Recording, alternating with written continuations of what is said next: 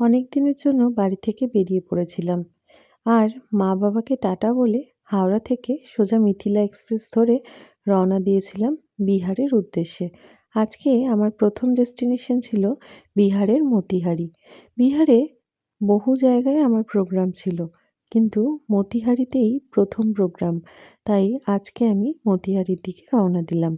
বাইরে কুয়াশা ঘেরা পুরো প্রকৃতি, আর তার সাথে কত সুন্দর দৃশ্য দেখতে দেখতে পৌঁছে গেলাম মতিহারিতে, সেই রিসর্টে যেখানে আমাদের ইভেন্ট ছিল এবং স্টে দিয়েছিল।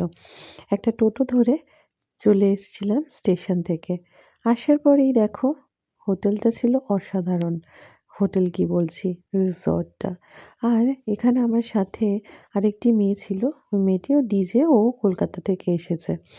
তো এত সুন্দর হোটেলের অ্যাম্বিয়েন্সটা, সেটা তোমাদেরকে দেখাবো। তার আগে একটু রুমটা দেখিয়ে দিই। রুমে ঢোকার পরেই আমি তো মুগ্ধ হয়ে গেলাম। রুমটা খুবই সুন্দর ছিল। যদিও এরকম বহু সুন্দর সুন্দর রিসর্ট, হোটেল আ আমি যাই, আর সেখানে অনেক সুন্দর সুন্দর রুম দেখি। তো যাই হোক, এখানেও খুব সুন্দর ছিল। এবার একটু ফ্রেশ হয়ে চলে এলাম এক এই রিসর্টেরই নিজস্ব যে রেস্টুরেন্ট আছে সেখানে। সেখানে এসে আমি তো মুগ্ধই হয়ে গেলাম। কারণ এখানে এত সুন্দর ডেকোরেশন, আর তার সাথে অ্যাম্বিয়েন্সটা তো অসাধারণ ছিল। চারিদিকে ডেকোরেশন দেখে মনটা ভরে গেল। আর তারপরেই চলে এলো গরম গরম আ এখানে আ আলুর পরোটা, আর তার সাথে টক দই, আর সাথে একটু চিনি। এই দিয়ে ব্রেকফাস্টটা সেরে রুমে গিয়ে ফ্রেশ-ট্রেশ হয়ে কিছুক্ষণ রেস্ট নিয়ে চলে এলাম লাঞ্চ করতে।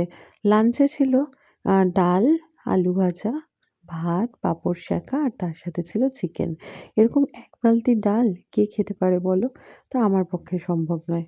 আমি যতটুকু পারলাম ততটুকুই খেলাম। এবার গিয়ে একটু রেস্ট নিয়ে এবার আবার রেডি হয়ে বিকেলে ইভেন্টে যাওয়ার পালা। টাটা!